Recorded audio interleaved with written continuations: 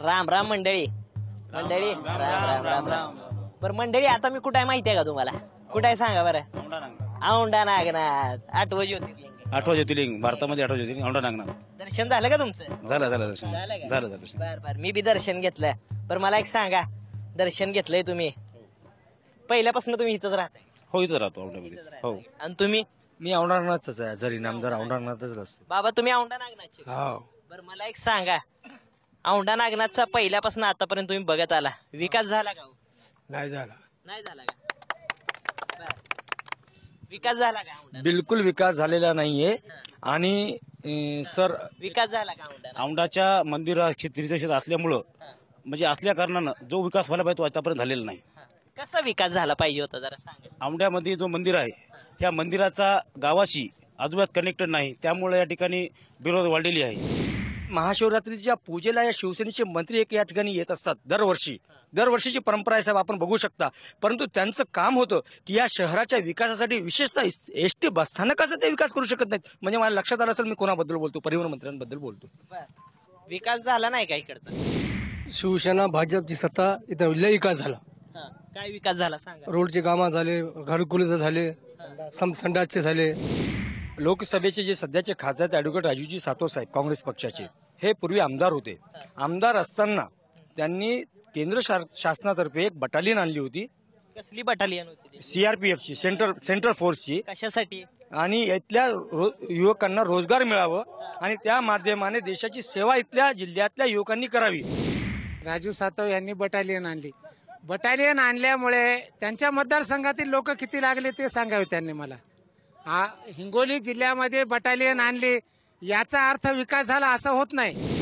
भाजपनं दिवसापोटी हे तिथलं BSFचं बटालियन उचलून उत्तर प्रदेश नेऊन ठेवलं सर. आणि रोजगार उपलब्ध होण्याच्या अगोदर 50 कोटी या ठिकाणी खर्च केलेत.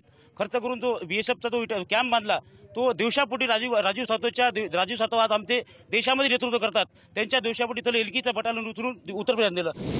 लोकसभेच्या खासदार या नात्याने हिंगोली जिल्ह्यात कोणता असा उपक्रम त्यांनी युवकासाठी राबविला? फक्त त्यांनी त्यांचा स्वार्थ पाहिला. 4 पुरस्कार रत्न भेटल्यामुळे पोट भरत नसते. बेरोजगारांना आज काय उपलब्ध करून दिले यांना? मोदी आल्यामुळं खूप काही भेटले. आज माझ्या घरी संडास नव्हता तर संडास बाथरूम आहे. मोदी आल्यामुळे रोजगार मिळाला का? मोदी आल्यामुळेच रोजगार मिळाला साहेब. आज मला मुद्रा योजनेच्या माध्यमातून 1.5 कोटी लोकांना रोजगार मिळालेला आहे. ते 1.5 कोटी सामान्य बेरोजगारच होते, त्यांना रोजगार मिळाला. आणि ते आता ते रोडचे हायवेचे जे काम आहेत, ते जे रोजमजूर आहेत त्यांना पण त्या माध्यमातून रोजगार देण्याचं काम नरेंद्र मोदी सरकार करणार आहे. सध्या मेगा भरती बोलतात. 3400 पदं, 3500 पदं ही मेगा भरती झाली का सर? यावर आमचा निर्णय अंतिम राहील सर. यानंतर जर भरती नाही झाली एप्रिल-मे मध्ये तर पूर्णपणे आम्ही निषेध करू या गोष्टीला आणि सरकारला निवडून देण्याचा प्रयत्नही करणार नाही. जुमलेबाजी. आता मला सांगा, एप्रिल-मे ला जर हे होणार असेल भरती, तर मे मध्ये इलेक्शन आहे, तर उद्या तुमची पुढच्या महिन्यात आचारसंहिता लागणार. भरती कधी होणार? 15 दिवस राहिले. हे फक्त तरुणाला दिशाभूल करण्याचा कार्यक्रम. 3.5 लाख पदं म्हणता तुम्ही, त्याच्यामधले 3.5 लाख फॉर्म भरले जातात. 500 रुपये प्रति कॅन्डिडेट फॉर्म भरतो. 4 फॉर्मचे 2000 रुपये प्रति कॅन्डिडेट. 7 लाख पोरायचे लावला टोटल एकूण गणित, तर पोरं सगळे रिटायर होईपर्यंत 7000 पोरं रिटायर होईपर्यंत तेवढे पैसे पुरतात आणि उरतात सुद्धा. तरी पण सध्या रोजगार निघत नाही सर. 5 वर्षामध्ये एकही नरेंद्र मोदी सरकारवर भ्रष्टाचाराचा आरोप झालेला नाहीये. अशी सरकार निवडून द्या की पाकिस्तानने तिथं जय जयकार नाही केलं पाहिजे. अशी सरकार निवडून द्या की ते हिंदुस्थानला त्याच्यावर गर्व असला पाहिजे आणि पाकिस्तानला आनंद झाला नाही पाहिजे. साहेब बिर्याणी खायला नवाज शरीफकडे हेच मोदी गेले होते. आणि सर्जिकल स्ट्राईक म्हणतात, कशी होती अंधारामध्ये? अशा सर्जिकल स्ट्राईक मनमोहन सिंगांनी खूप केल्यात, परंतु बडेजाव केला नाही. मोदींनी बिर्याणी खाल्लेली नाही. मोदी हे नॉनव्हेज खात नाहीत. तरी पण त्यांनी 100 पेक्षा जास्त त्याच्या घरात घुसून मारलेला हा नरेंद्र मोदीचा आहे. आणि नरेंद्र मोदीचंच सरकार पाकिस्तानला नको आहे. कोणी बिर्याणी खाल्ली, कोण म्हणताय ती नॉनव्हेजच खात नाही, कोण म्हणताय 56 इंचची छाती आणि बरंच काय काय काय का. पण मेन मुद्दा काय माहिती आहे का? विकासाचा आहे. विकास झाला का हो तुमच्या इथला? ही आपण जाणून घेऊया.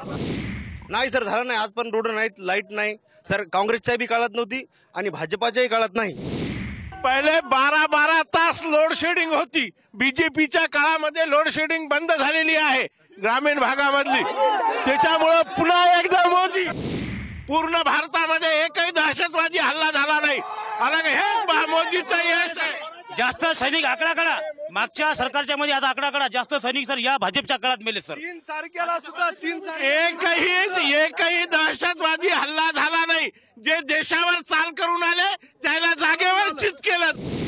या ठिकाणी का नाही प्रत्येक जण आरोप प्रत्यारोप करतात. कोण म्हणतात शेतकऱ्यांचा विकास झाला नाही. बरं मंडळी, आता का नाही मी तुमच्या गावात यायला लागलोय. आता पुढचा टप्पा तुमच्या गावातलाच आहे, कारण मी सामान्य माणूस आहे. जरा मतं जाणून घेतो. आलोच तू पुढचा टप्पा तुमच्या गावातला. आलोच तुमच्या गावात.